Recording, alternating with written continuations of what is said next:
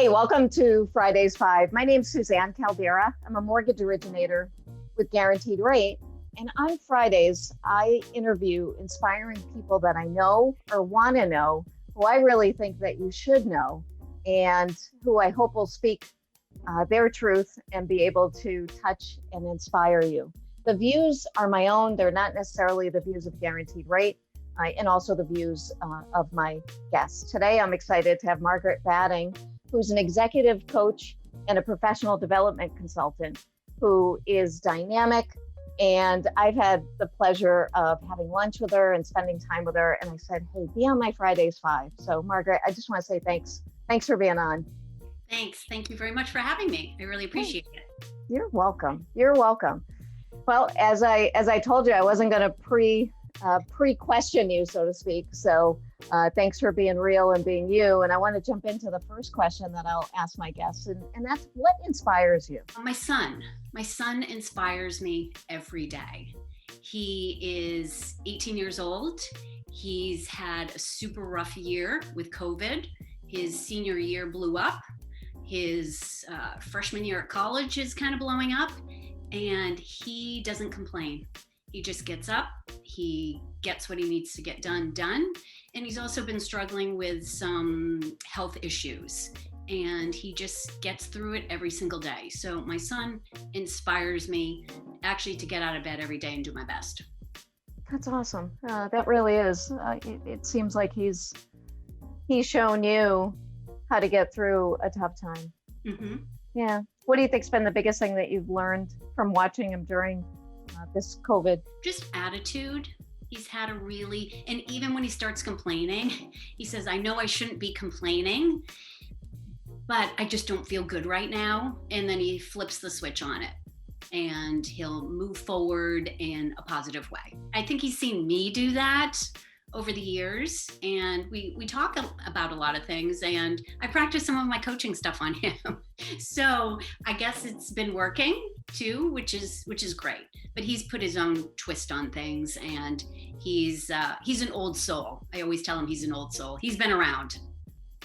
Do you find that with being in coaching that you almost want to coach maybe the people that are closest to you, and does your son ever push back and say, oh, Ma? Yes, he will. He'll be like, I don't want to hear it right now. But then he'll come back to me a while later and say, I do listen to what you tell me. So that's reassuring. Yeah, you're inspiring them for sure. Yeah.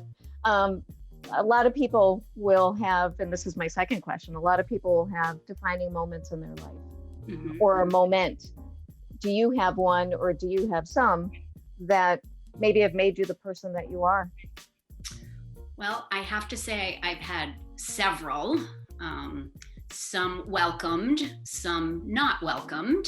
I can remember one in my career. It was the beginning part of my career. And this one particular woman really believed in me when I didn't believe in myself. And that was the catalyst for me to be as successful as I was at Staples. Did you see it at the time, or was it something that was gradual with her believing in you? I think I saw it at the time, because it was the first time someone really believed in me and told me, and just, let me see what I could achieve.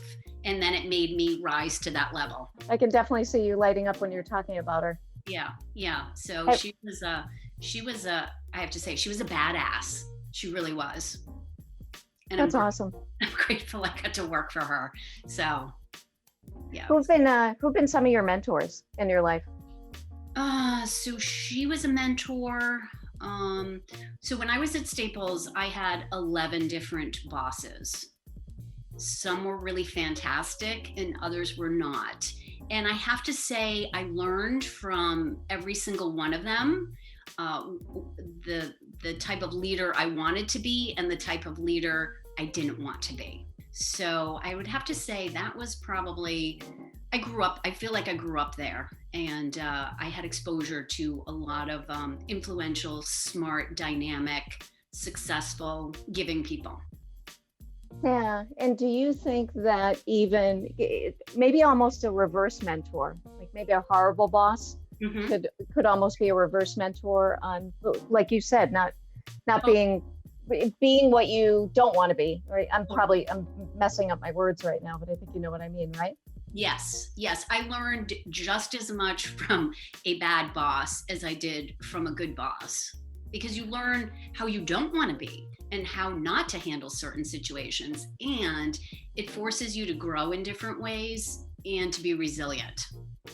What do you think are the characteristics of a bad boss? One who is insecure, one who doesn't want to develop their people, one who operates from a place of dishonesty, just not being able to see potential around them and embrace it and support it, letting their ego get in the way, really not caring about their team.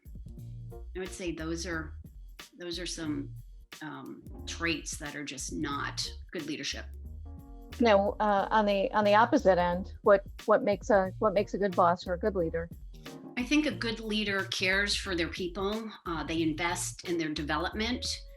They are able to leverage the expertise around them. They want people who can help them problem solve and may know more than they do in a particular area and can say, I don't have the answer, but we can get to the answer together. I think that's strong, really strong leadership. And being able to express a vision and bring people along with them, inspire them. Got it. Got it. Who are some of the people that, whether it be authors or podcasts, like, are there certain ones that you follow and that you can share? Oh yes, absolutely. So I love Darren Hardy. Like I wake up with him every day. He starts my day, and he's the exception. He really is. He's worked really hard to be the person he is, and I just love what he does, how he teaches. It's all totally relevant, and if you do it, you can be successful. And I love that he says success is hard. And it is. It's simple, but it's hard. And I love that because most people are touting, oh, do this, and in 3 days you'll be a superstar. And success doesn't happen overnight. Even the most successful people, they've been working at it for years and years and years, and then all of a sudden, the switch is flipped, and they're reaping the rewards. But I love his message, and every day he's just on it. Do you listen to his podcast? I'm familiar with him because were you ever a subscriber to Success Magazine? Remember when he was the editor of Success Magazine? And then you would get the CD and Yes. he would interview these inspiring people. Yes. So is it a podcast? What is it? No, I didn't even know him back then. I can't remember how I got connected with him. I think it was Darren Daily. He does a daily Okay. thing. But I've taken some of his courses, and they've been phenomenal. And now I do his Darren Daily, and if you miss the daily, you can do the podcast. And then because I've done his classes, they're videos, and I just listen to them over and over and over again. So he's been super inspirational. I like Christine Kane. I think she's great, and she just launched a new podcast, and I love her because she talks about the soul of an entrepreneur, and I really like that piece. You really have to be authentic. You have to have feelings. In corporate, coming up the ladder, that was something you didn't have. Oh no, you don't have feelings. You can't bring your true self to work.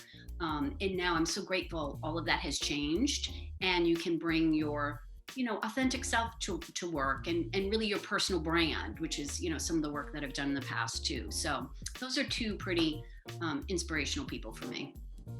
All right. Well, my fifth and last is not really a question. Tell us about you. Tell us about your business and what you do.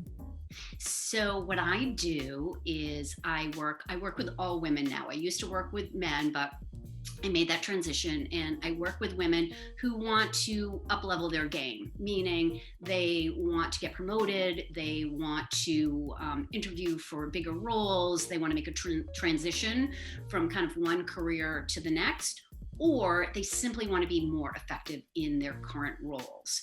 Then I work with companies twofold. I work with emerging leaders, so helping them to step into leadership roles, really learning the behaviors and habits to be successful in higher level roles. And I work with executives who want to, again, up level. They may need to develop different skills or behaviors to get them to that next promotion. Where do you find the most joy? Is it taking someone from a point of, I don't know, I can do this, to seeing them do that? Or where do you get the most joy out of your business? I really like the whole process. I like when they can't see it and then they do it. That blows my mind. And I think about one of my clients 2 years ago when I started working with her. And sometimes I work a long time with clients. And sometimes it's just, a quick engagement. But this one client, I remember sitting with her and across the table, and she said, "Am I too old? Is this over?" And I just looked at her and I said, "Okay, you got to stop hanging out with the people that you're hanging out with." And 2 years later, she is killing it. She just interviewed for a super big position. She's launched a consulting business on the side. Her first client is killing it. And I've been getting the best text messages from her, just telling me how, everything is going, and it's because of all the work that we've done together. So that's fantastic. That's the joy that I get. That's inspiring right there. Do you find that that's a common theme sometimes for women, where, you reach a certain age and you start thinking, I don't know, should I stop? Whatever it is, whatever they're doing, and why? I wonder why. It's all mindset. I have found that through all of my work, and this is why I've shifted how I'm working now, is I start everything with mindset, because it's our mindset that prevents us from getting to where we want to go. Even myself, I've shifted my mindset over the years, and that's the game changer. It's a huge game changer. And that's what I've been working on with my son too. And that's why he's been able to get through everything. So when I see my clients really being able to do that, both in their professional and in their personal lives, I feel like I've fulfilled my purpose. Yeah. Thank you so much, Margaret, for sharing. And how would people get a hold of you?